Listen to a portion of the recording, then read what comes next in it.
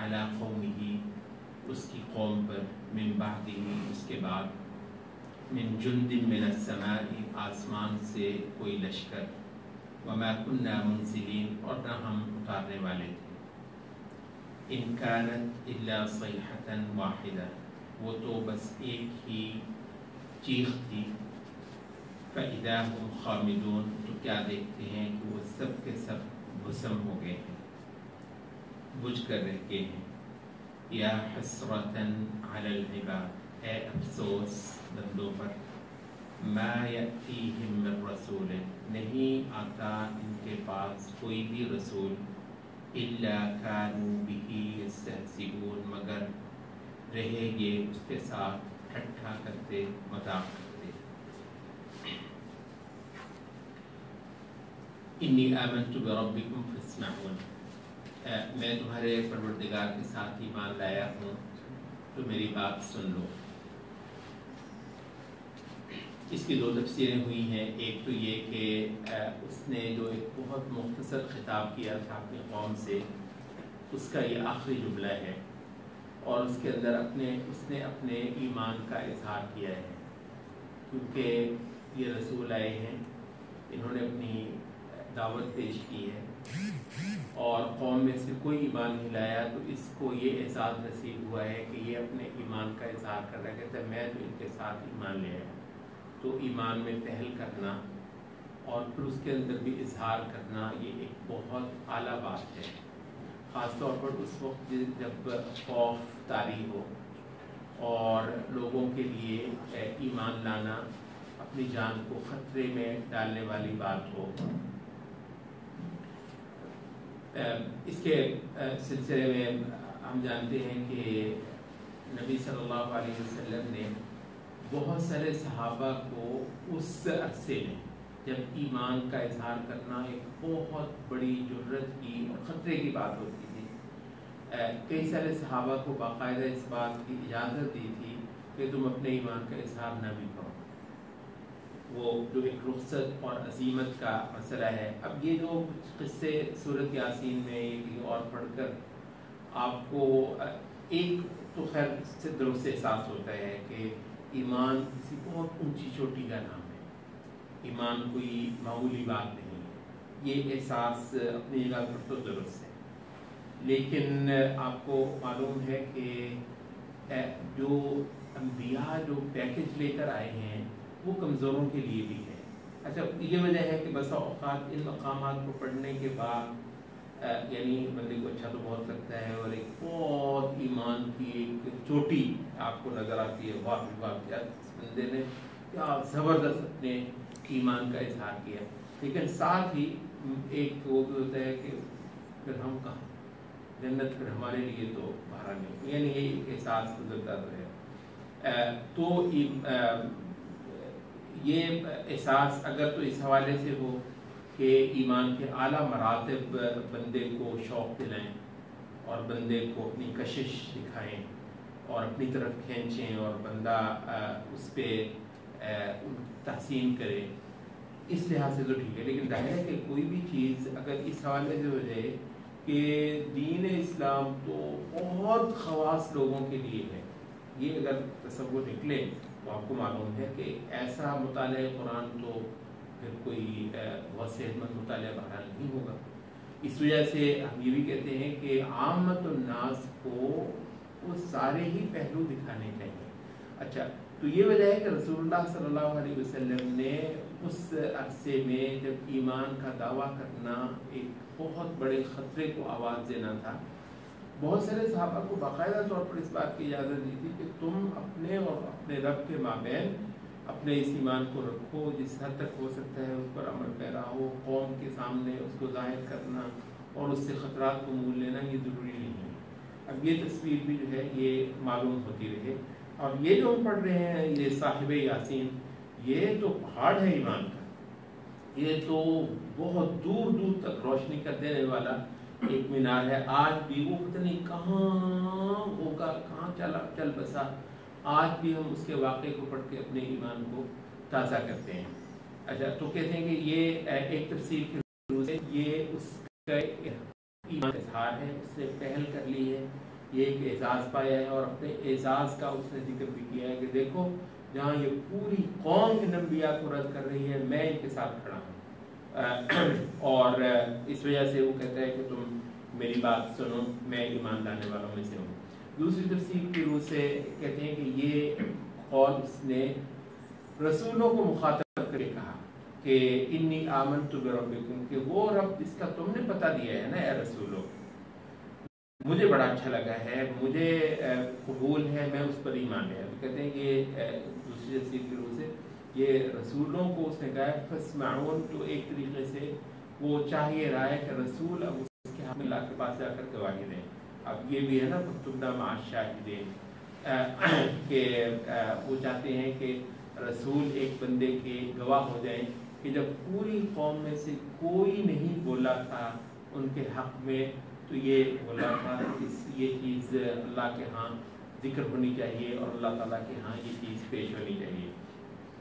تو بہرحال جو بھی معاملہ ہو، اگلی آیت میں آتا ہے کہ قیل ادخلوا الجنہ، اسے کہا گیا کہ جنت میں داخل ہو جا۔ یہاں سبھی کے سبھی مفسرین کہتے ہیں کہ جو چیز یہاں پر ذکر نہیں ہوئی وہ یہ کہ اس دوران میں قوم نے اس کا گھوڑ پڑ دیا۔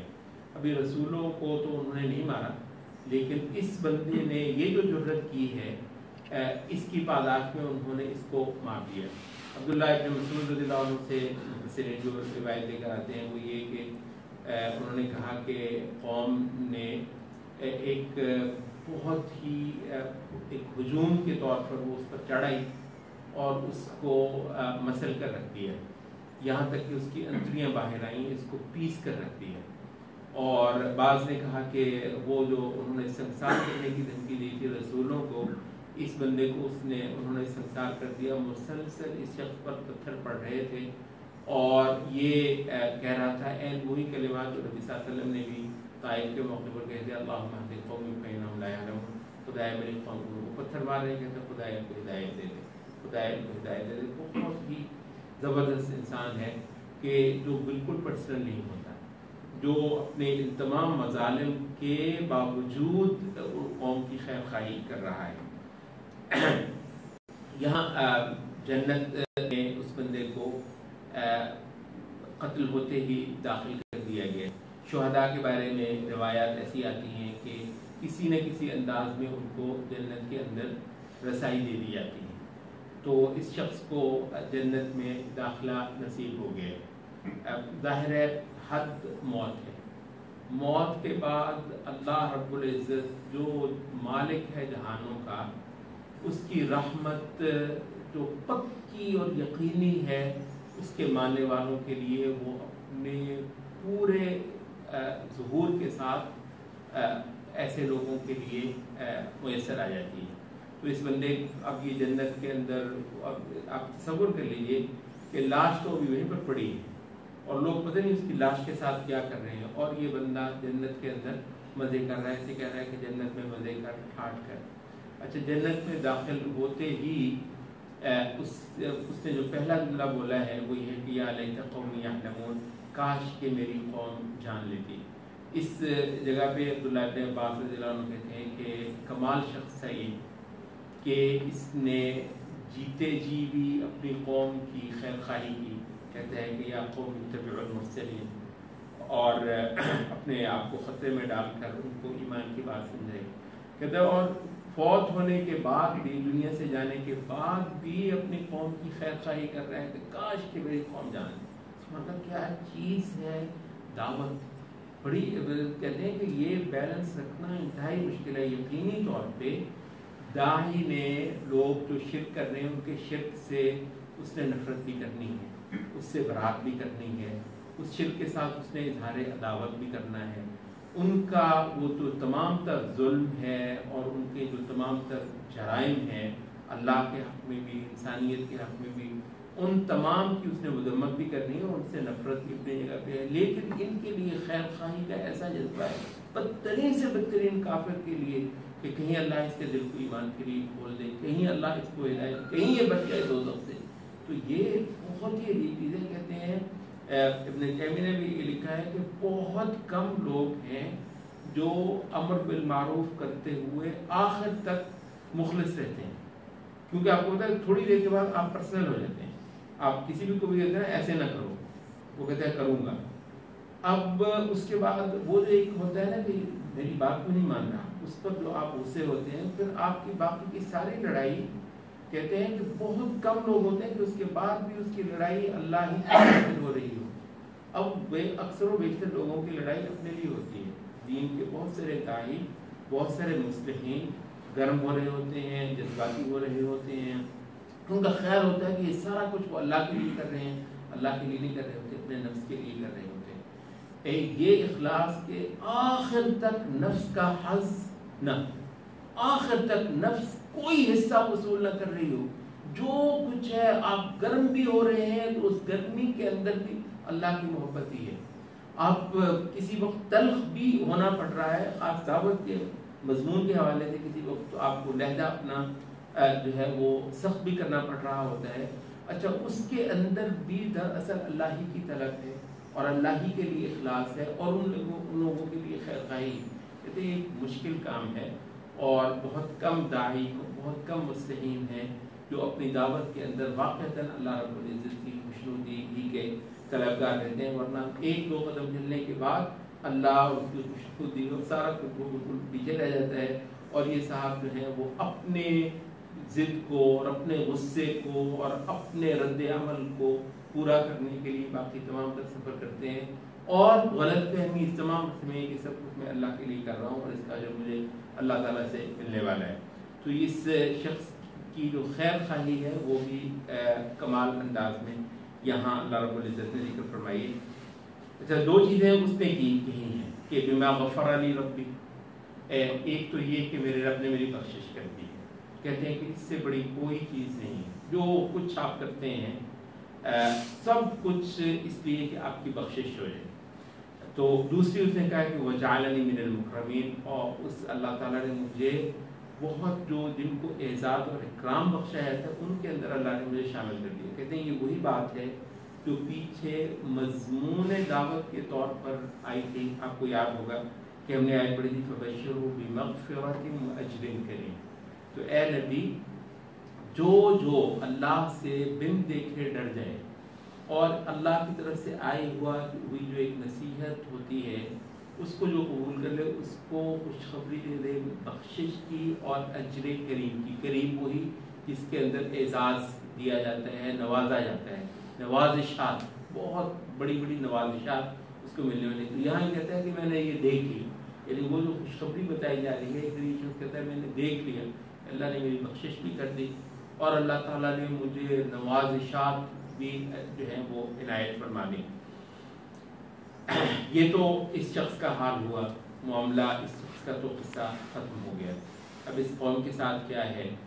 اللہ تعالیٰ فرمائے کہ وَمَا أَنزَلْنَا عَلَى الْقَوْمِ مِن بَعْدِهِ مِن جُندٍ مِّنَ السَّمَاءِ، آسمان سے کوئی لمبا چوڑا لشکر ہوتا، یعنی یہ چیز کیا ہے؟ اس کے اندر ان لوگوں کا اللہ رب العزت کے سامنے ناچیز ہونا کوئی مسئلہ نہیں ہے۔